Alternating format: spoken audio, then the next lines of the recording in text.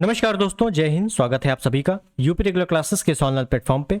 और जैसा कि आपको पता है कि यूपी पीसीएस आरओ की परीक्षाएं नज़दीक है, जिसके संबंध में हम लोग क्वेश्चन आंसर की प्रैक्टिस कर रहे हैं काफ़ी अच्छे से। ठीक, आज की क्लास रहने वाली है हिस्ट्री की, और हिस्ट्री में भी मिडिएवल हिस्ट्री, मध्यकालीन भारत। ठीक है, और आज है क्लास नंबर 5।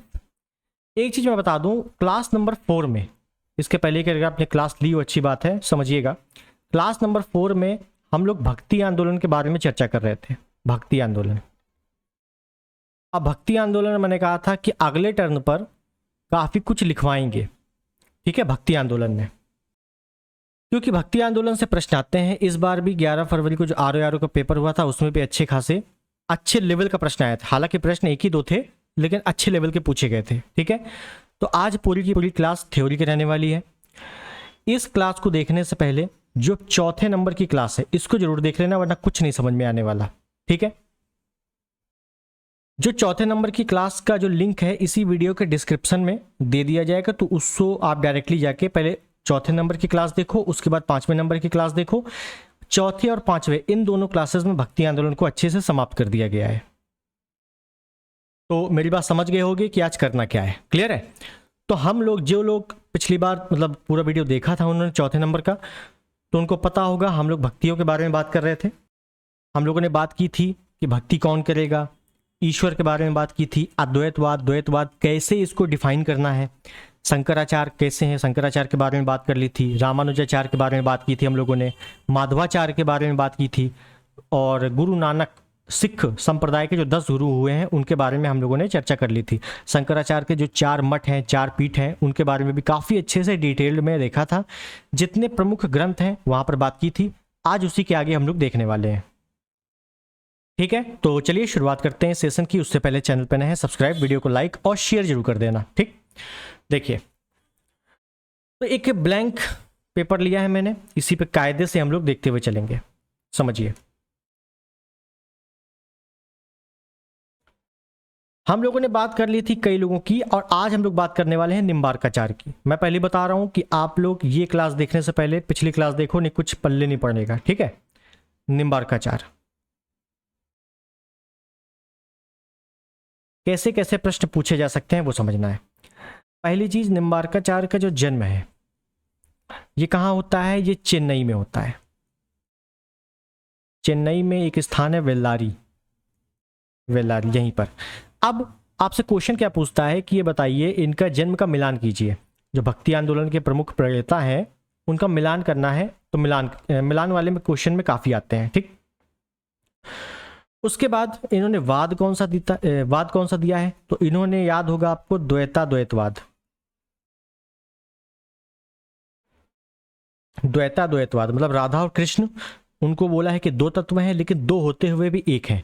तो द्वैत है, द्वैत मतलब 2 हैं, और 2 होते हुए भी एक है, इसका मतलब अद्वैत है। तो द्वैत प्लस अद्वैत, द्वैताद्वैत को ही भेदाभेद कह देते हैं। भेदाभेद क्या कह देते हैं? भेदाभेद। और एक प्रश्न अभी आपका पूछा गया था हाल ही में कि सनकादि संप्रदाय के संस्थापक किन्हें माने जाते हैं?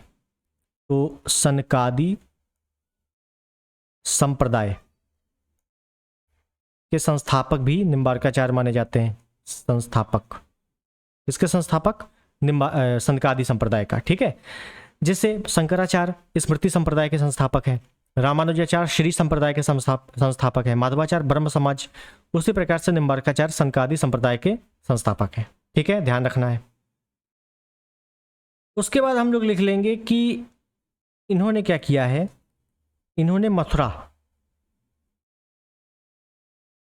या मथुरा अगर ऑप्शन में आएगा तो ठीक है, नहीं तो ब्रज क्षेत्र आ जाएगा। मथुरा या ब्रज में अपना मठ स्थापित किया, अपना मठ या केंद्र स्थापित किया।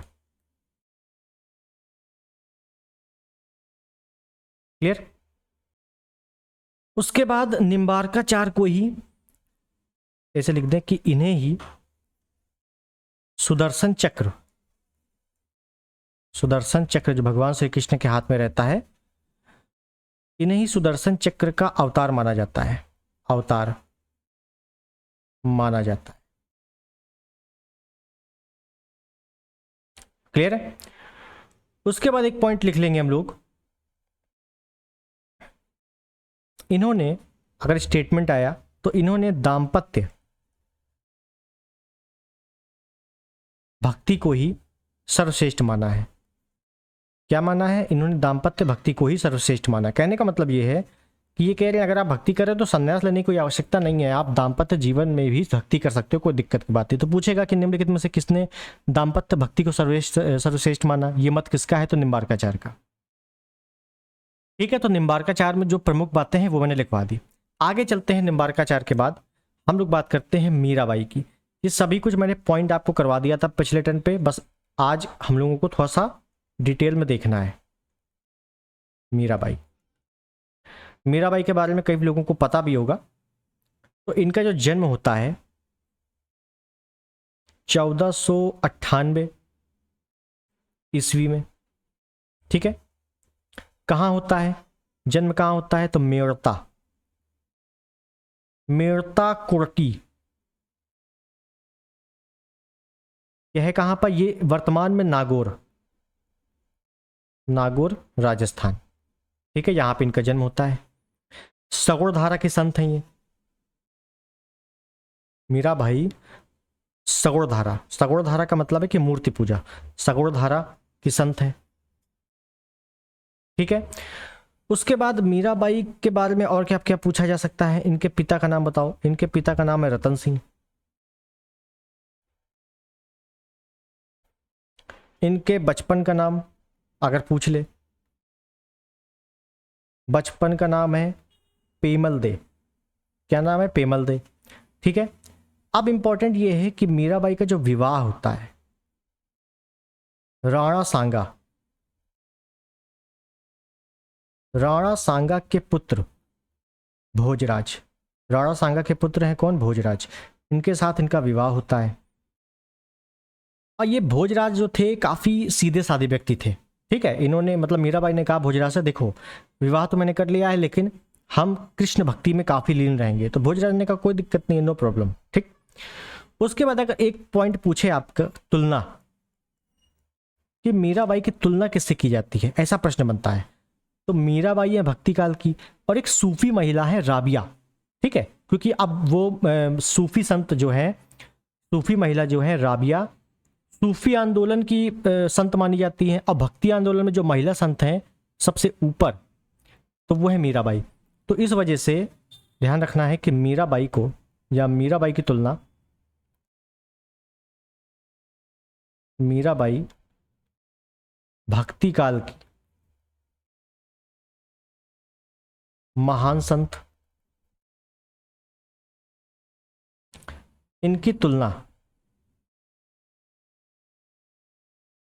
सूफी महिला, सूफी संत की जो महिला है वो भी भक्ति करती थी, मतलब मुस्लिम क्षेत्र में। तो सूफी महिला है क्या? राबिया। क्या नाम है? राबिया। तो इनकी तुलना राबिया से की जाती है, राबिया से की जाती है, की जाती है। तो थोड़ा सा ध्यान रखना है इसके बारे में, ये भी पॉइंट इंपॉर्टेंट है। ठीक है, इतनी बात आपको समझ में आ गई। उसके बाद आगे बात करें, आगे बात करें तो मीराबाई के गुरु, मीराबाई के गुरु कौन है? तो देखिए गुरु में दो नाम मिलता है, दोनों इंपॉर्टेंट है, दोनों पूछे गए हैं। एक है जीव स्वामी। क्या नाम मिलता है? जीव स्वामी। पिछले टर्न पे भी मैंने कराया था। जीव स्वामी कौन है? ये चैतन्य संप्रदाय के हैं। और एक नाम मिलता है रैदास। ये कौन है? ये है मीराबाई के आध्यात्मिक गुरु, आध्यात्मिक गुरु, आध्यात्मिक गुरु। ठीक है, तो मीराबाई के आध्यात्मिक गुरु कौन है? रैदास है। ये इंपॉर्टेंट गुरु है, कई बार आ चुका है। अब मीराबाई के बारे में ये स्टोरी मिलती है कि इनके पति भोजराज की मृत्यु के बाद ये अपने भाई के यहाँ चली जाती हैं और वहां पर रहने लगती हैं, भक्ति करने लगती हैं। उसके बाद ये अपने भाई को मतलब अपने भाई से कहती हैं कि हमें जाना है द्वारका भक्ति के लिए। तो ये फिर द्वारका चली जाती हैं। द्वारका चली जाती हैं तो वहां पे रणछोड़ दास मंदिर है, वहीं पर जो कृष्ण की मूर्ति है उसी में विलीन हो जाती है, मतलब कृष्ण की मूर्ति के अंदर ही विलीन हो जाती हैं। ये कथाएं मिलती हैं। ठीक है, तो अपने को केवल थोड़ा पॉइंट से मतलब है, तो पॉइंट में यही फाइनल पॉइंट लिख देता हूं कि द्वारका में,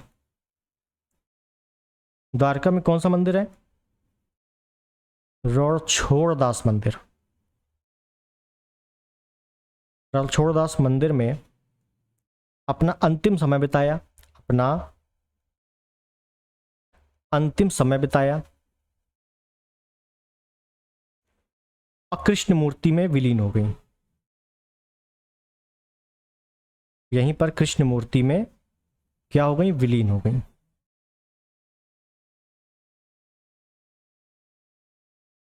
अब उसके बाद क्या क्या पूछा जा सकता है, पूछा जा सकता है कि मीराबाई के प्रमुख ग्रंथ बताइए।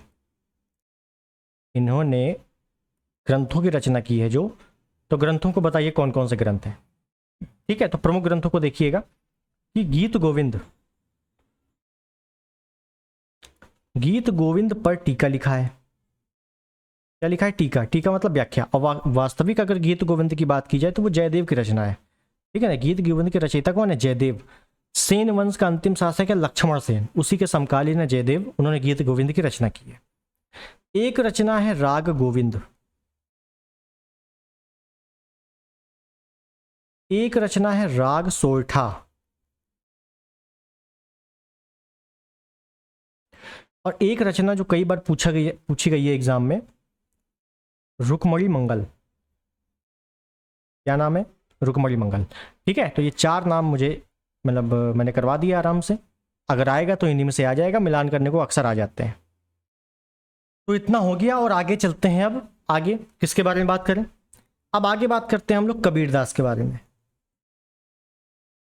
कबीरदास, ठीक है, मैं केवल और केवल फैक्ट लिखवा रहा हूं जो जल्दी आपको नॉर्मल पुस्तकों में नहीं मिलते हैं। ठीक है, देखिए जन्म कहाँ होता है कबीरदास का, वाराणसी में, यूपी। जन्म कहाँ होता है, बनारस में। ये जो कबीर है, कबीर, कबीर किस भाषा का शब्द है, तो कबीर है अरबी भाषा का शब्द, अरबी भाषा का शब्द है। कबीर का अर्थ क्या होता है, कबीर जो शब्द है इसका अर्थ क्या होता है, इसका अर्थ होता है महान। क्या होता है, महान। कबीरदास के गुरु कौन है, कबीरदास के गुरु कौन है, तो मैंने पिछले टर्न पे बताया था इनके गुरु हैं रामानंद, रामानंद, और रामानंद के बारे में हम लोग देख चुके हैं। ठीक है, कबीरदास निर्गुण भक्ति धारा के संत हैं, निर्गुण भक्ति धारा। निर्गुण भक्ति धारा के लोग क्या करते हैं, निर्गुण भक्ति धारा के संत जो हैं क्या करते हैं, तो मूर्ति पूजा का खंडन करते हैं, और इन्होंने मूर्ति पूजा का काफी कायदे से विरोध किया है। ठीक है, और अगर पूछ ले कि कबीरदास की पत्नी का नाम बताइए और इनके पुत्र और पुत्री का नाम, पुत्र और पुत्री का नाम, तो पत्नी का नाम है इनकी लोई, मान लीजिए अगर स्टेटमेंट में आ गया तो लोई। ठीक है, और पुत्र पुत्री का नाम है कमाल और कमाली। क्या नाम है, कमाल और कमाली। ठीक है, इधर मैं लिख देता हूं मूर्ति पूजा के विरोधी, मूर्ति पूजा, मूर्ति पूजा के घोर विरोधी थे, घोर विरोधी। और ऐसा ही नहीं कि हिंदू धर्म में, मुसलमान जो धर्म में भी, हालांकि मुस्लिमों में भी मूर्ति पूजा होती नहीं है, देखिए जो मजारों की पूजा होती है तो हालांकि वो भी तो एक प्रकार की मूर्ति पूजा है। तो इनके दो स्टेटमेंट आते हैं, मैं आपको स्टेटमेंट बोल रहा हूँ, लिखना हो तो आप एसे वगैरह में इसको लिख सकते हो। इनका एक हिंदू धर्म में स्टेटमेंट आता है कि पाहन पूजे हरि मिले, मैं पूजू पहाड़, मतलब अगर पत्थर पूजने से अगर हरि भगवान मिल जाते हैं तो मैं पहाड़ पूजूं। ताते तो चकिया भली पीस खाए संसार, मतलब इस पत्थर को पूजने से अच्छा है तो मैं उसकी चकिया बना लूं, उससे मेरा पेट तो भरेगा। ठीक है, तो पाहन पूजे हरि मिले तो मैं पूजू पहाड़, ताते तो चकिया भली पीस खाए संसार। ये एक मुसलमान में इनका बड़ा अच्छा एक स्टेटमेंट आता है, मतलब कथन आता है, जैसे हिंदू धर्म में है वैसे मुसलमान में। मुसलमान क्या है कि कांकर पाथर, मतलब कंकड़ पत्थर जोड़ के मस्जिद लई चिनाई, ता ऊपर चढ़ के मुल्ला बांग दे, क्या बहरा भया खुदाई, मतलब वो जो लाउड स्पीकर लगा के जो अजान होती है, तो उसके बारे में इन्होंने थोड़ा सा बोला है। अब हालांकि उस समय तो नहीं होती थी, लेकिन फिर भी ये दो स्टेटमेंट इनके कबीरदास के हैं, और ये थोड़ा सा यूपीएससी लेवल में आ चुके हैं कि ये कथन किन के हैं, तो कबीरदास के हैं। ठीक है, हालांकि इतना डिटेल आता नहीं है। तो तो ये हो गया मूर्ति पूजा के घोर विरोधी कौन है। अगर 4-5 नाम मिल जाए तो कबीरदास से टिक करना है। और आगे देख लें कबीरदास के बारे में कुछ फैक्ट। तो हम लिख सकते हैं कि कबीरदास सिकंदर लोदी, सिकंदर लोदी के समकालीन है, सिकंदर लोदी के समकालीन है। उसके बाद कबीर अपने अंतिम समय में, अपने अंतिम समय में काशी में थे, तो काशी से चले गए मगहर। मगहर भी आपका यूपी में ही है। काशी से मगहर चले गए, जिसे नरक का द्वार कहा जाता था, नरक का द्वार कहा जाता है। तो आपसे पूछे अगर कि उत्तर प्रदेश में कि नरक का द्वार किसे कहते हैं, मगहर में, तो जब ये काशी से मगहर चले गए तो यहीं पर इनकी मृत्यु हो जाती है और यहीं पर इनकी समाधि है। ठीक है, तो नोट डाउन करके ये भी लिख लेंगे कि कबीर की समाधि कहाँ पे है, तो मगहर में। ये पूछा गया प्रश्न कई बार कि कबीर की समाधि कहाँ पे है, मगहर में है। उसके बाद यह है कि कबीर दास ने कभी भी ग्रंथ की रचना नहीं की। कबीर ने, ऐसे लिख दे, कबीर ने केवल दोहे व पदों की रचना की है, दोहे व पदों की रचना की। कभी एक भी इनका ग्रंथ नहीं मिलता है, तो ग्रंथों की इन्होंने रचना नहीं की है। उसके बाद कबीर के जो कुछ पद हैं, कबीर के कुछ पद गुरु ग्रंथ साहिब में भी मिलते हैं, गुरु ग्रंथ साहिब में मिलते हैं। ठीक है, तो ये पॉइंट थोड़ा सा ध्यान रखना। उसके बाद और देखें कुछ पॉइंट, तो एक व्यक्ति हैं कौन, मलूकदास। मलूकदास ये कौन है समझिएगा, अभी उसी में है, कबीरदास में चल रहे हैं। कबीर की मृत्यु के बाद कबीर के प्रमुख अनुयायी बने, कबीर के प्रमुख अनुयायी थे, प्रमुख अनुयायी मतलब कबीरदास के जो पद हैं, जो दोहे हैं, उनको फैलाया किसने, मलूकदास ने। ठीक है, तो अगर ऐसे पूछ ले कि कबीरदास के शिष्य कौन थे, प्रसिद्ध प्रमुख शिष्य कौन थे, तो मलूकदास थे। मलूकदास का जन्म कहाँ होता है, इलाहाबाद। ये पूछा गया प्रश्न है, मलूकदास का जन्म कहाँ होता है, इलाहाबाद में। ठीक है ना, कबीरपंथी थे, ये लिखने की आवश्यकता नहीं है। ठीक है, तो बस इतनी चीजें याद रखो। उसके बाद बात कर लेंगे रविदास, या इन्हीं को रैदास, रविदास या रैदास बोला गया। ठीक है, इनके बारे में थोड़ी सी चर्चा देख लेते हैं क्या है। तो इनका जो जन्म होता है वो 1398 ईस्वी में। ठीक है, क्या होता है जन्म 1398 ईस्वी में। कहाँ, काशी में, काशी में। पिता कौन है, पिता है राहु, चमार जाति से हैं। कौन है, चमार है। ये पूछा गया इस वजह से लिखना पड़ रहा है। ठीक है, माता कौन है, माता का नाम है कर्मा। तो राहु कर्मा, माता पिता का नाम। थोड़ा जहां जहां इंपॉर्टेंट है वहां वहां थोड़ा सा लिखते रहना। रविदास हैं कौन, तो ये निर्गुण भक्ति धारा के संत हैं, निर्गुण भक्ति धारा के संत हैं, मतलब मूर्ति पूजा पे विश्वास नहीं करते हैं। उसके बाद यहीं पर अगर माता के नीचे ही लिख दें कि पत्नी, पत्नी कौन है, लोना देवी, लोना देवी।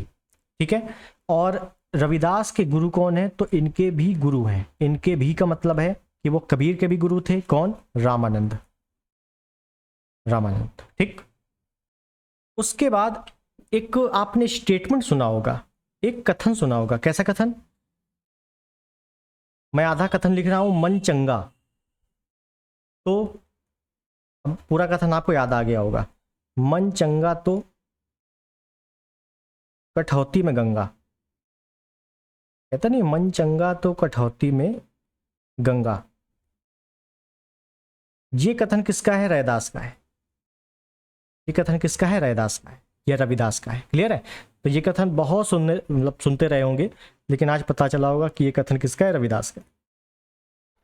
उसके बाद कुछ जो फैक्ट है, क्या फैक्ट है कि रैदास मीराबाई के आध्यात्मिक गुरु हैं। मीराबाई के आध्यात्मिक गुरु हैं।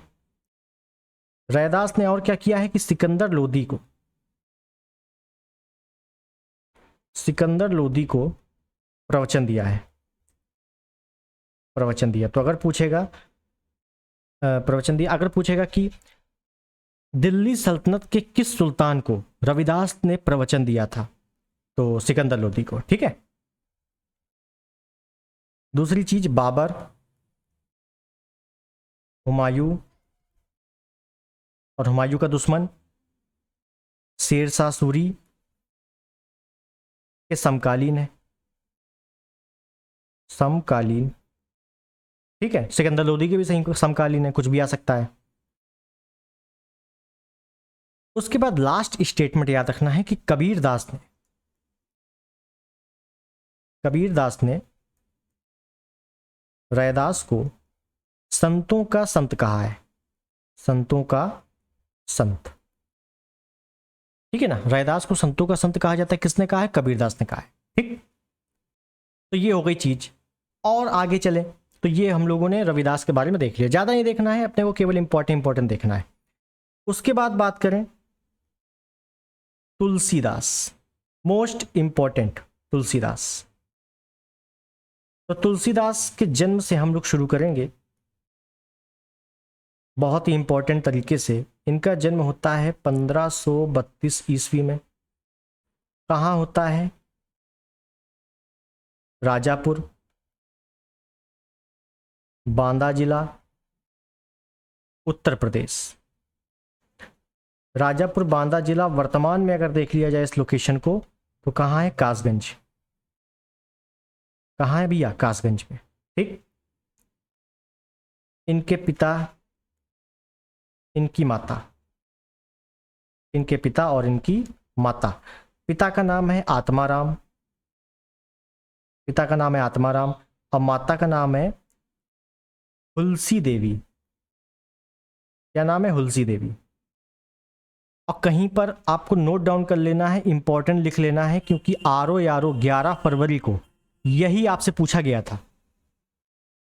पेपर उठा के देखना, ठीक है। अगर आपने पेपर दिया है तो पेपर आपके पास होगा, नहीं दिया है तो नेट में सर्च करना। यही आपसे क्वेश्चन पूछा गया था। 2 स्टेटमेंट आए थे कि तुलसीदास का जन्म कहाँ हुआ था, तुलसीदास की माता का नाम क्या है। तो माता का नाम उसमें गलत दिया था, ठीक है। माता का नाम क्या है? हुलसी देवी। तो इतना डिटेल्ड में आपसे आरओ में पूछा जाता है, ठीक है। आगे चले तो माता पिता हो गए। इनके बचपन का नाम अगर पूछ ले, हो सकता है इस बार बचपन का नाम ही आ जाए, हो सकता है इनकी पत्नी का नाम आ जाए, है ना। तो बचपन का नाम क्या है? राम बोला। तुलसीदास के बचपन का नाम राम बोला, ठीक। अब पत्नी का नाम क्या है? रत्नावली। तो हो सकता है इस बार माता का नाम आया था, इस बार पत्नी का नाम आ जाए कि पत्नी का नाम क्या है? क्या है? रत्नावली। इनके गुरु का नाम क्या है? एक मिनट।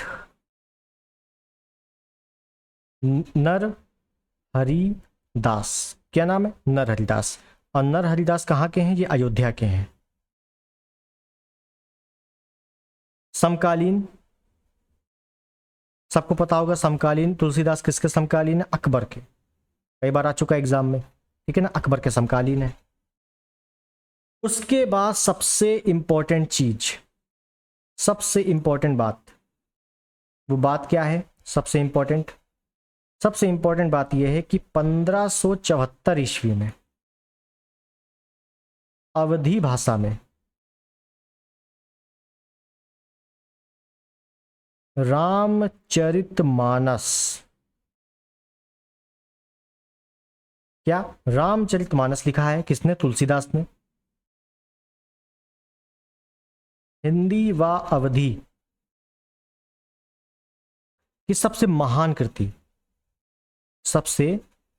कृति मानी जाती है।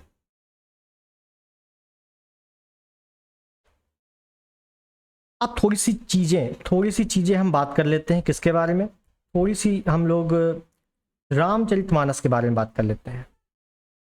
रामचरितमानस, क्योंकि यहाँ से प्रश्न आ चुके हैं। कैसे प्रश्न आए हैं समझो। रामचरितमानस की हम लोग बात कर रहे हैं, ठीक है। तो पहली चीज तो रचना किसने की, सबको पता है,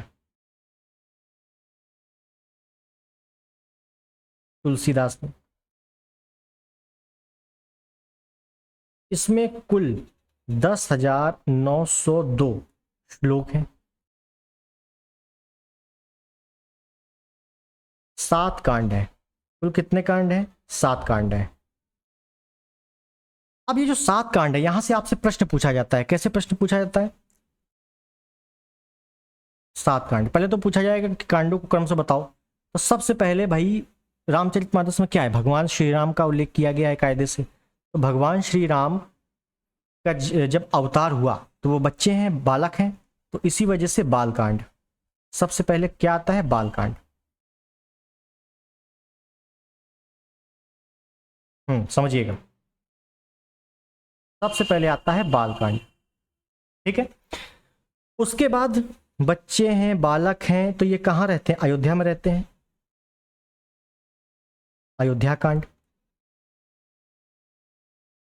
उसके बाद इनको मिलता है वनवास। अयोध्या कांड में काफी सारी चर्चा है, ठीक है। उसके बाद जब वनवास मिलता है तो कहाँ चले जाते हैं, जंगल में, वन में। और वन का पर्यायवाची क्या है, अरण्य। तो अरण्य कांड क्या है, अरण्य कांड। उसके बाद कहाँ जाते हैं, जब जंगल में जाते हैं, माता सीता का अपहरण होता है रावण के द्वारा। उसके बाद माता सीता को खोजते हुए ये कर्नाटक वाले क्षेत्र में चले जाते हैं और वहां मिलते हैं सुग्रीव से, वानर राज सुग्रीव। कहाँ मिलते हैं, किष्किंधा। तो इस वजह से किष्किंधा कांड, किष्किंधा कांड बिल्कुल क्रम से है, किष्किंधा कांड, ठीक है। उसके बाद सुंदरकांड,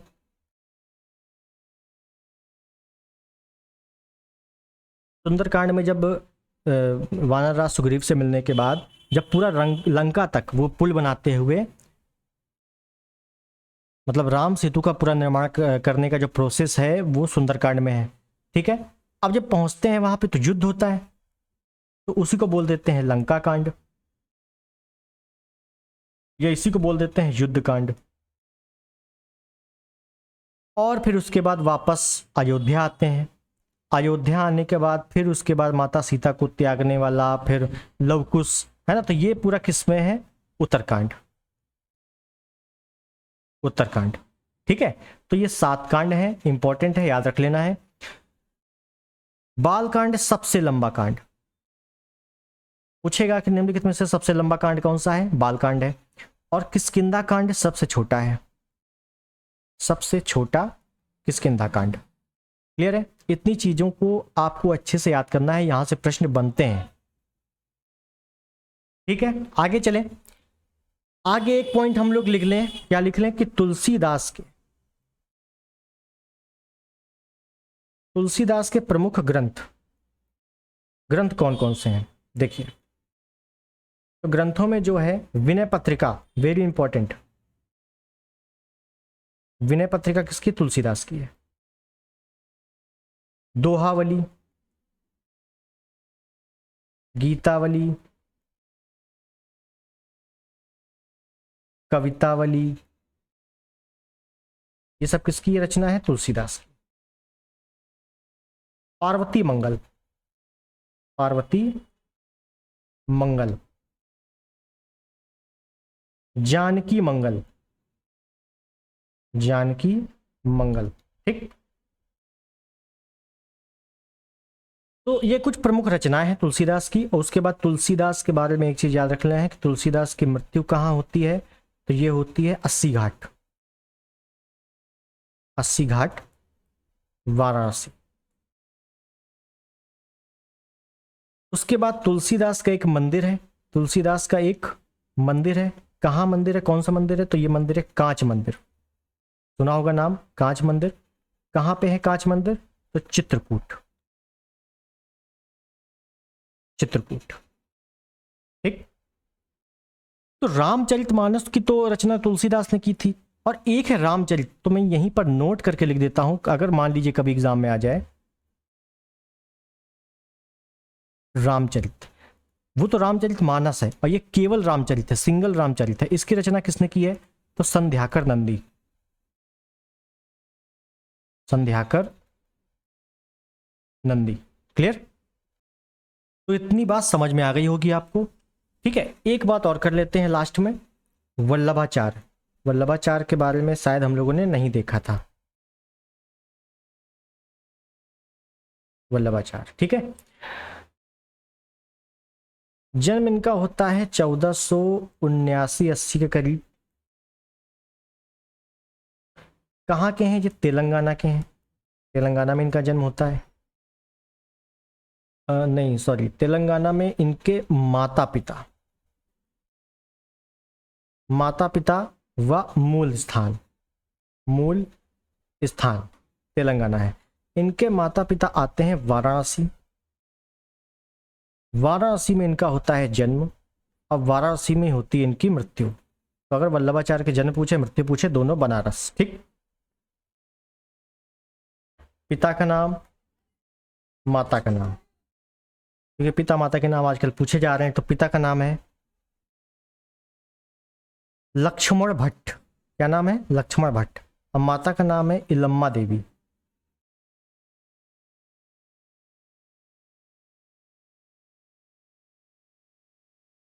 इलम्मा देवी, ठीक है। उसके बाद यहां पे लिखें कि वल्लभाचार्य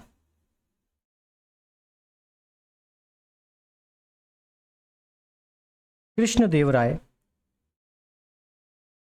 के समकालीन है। किसके समकालीन है? कृष्णदेव राय के समकालीन है।